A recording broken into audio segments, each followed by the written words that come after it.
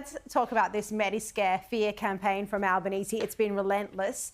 Now, the scrutiny on this was quite slow, in my opinion, but now doctors and the media are starting to call out the Prime Minister's central campaign promise. They say it's false. Now, Albanese's policy, it's $8.5 billion, and it tells voters that they're not going to need a credit card to see a doctor. They'll just need their Medicare card. Now, this has been slammed by doctors. Here was the Australian Medical Association's president, Danielle McMullen, today. In many parts of Australia, we're seeing the average out-of-pocket cost is just above $40. And so the $20 extra incentive doesn't meet the costs of providing that comprehensive care. So there is still truth to the claim that, yes, you need a Medicare card, but you also need a credit card, and that'll continue. It does depend. It's important that Australians get access to that high-quality comprehensive care, and for some people that will still mean paying an out-of-pocket cost.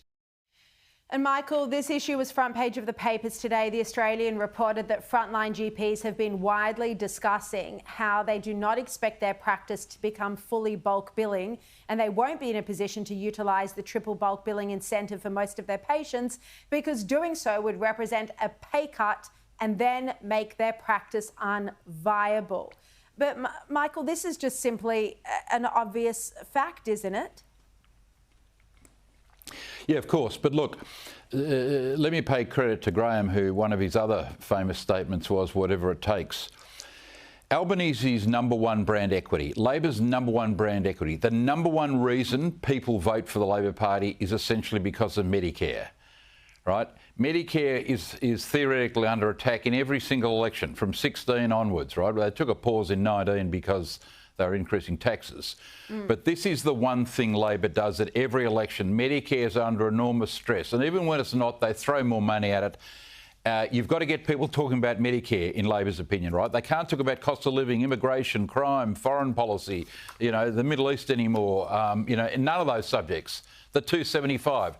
So their whole campaign is based on every 2 or 3 days is a drip, drip, drip on Medicare. Now, what's happened today?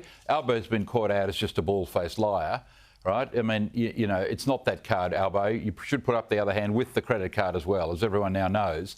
But it doesn't matter to Labor. They just keep telling the same lie, and he says it in press conferences, and Sharma's said it, that Dutton is going to slash and burn Medicare. If I haven't heard that once, I've heard it a dozen times. No enterprising journalist, not even our friend today who asked Dutton about women. None of those journalists, have said one word to Albo about, sorry, where is Peter Dutton slashing and burning? Not a single question. So this is a lie Labor perpetuate. They cop flack from insiders on lying, but amongst the great populists, they think Medicare is under attack again.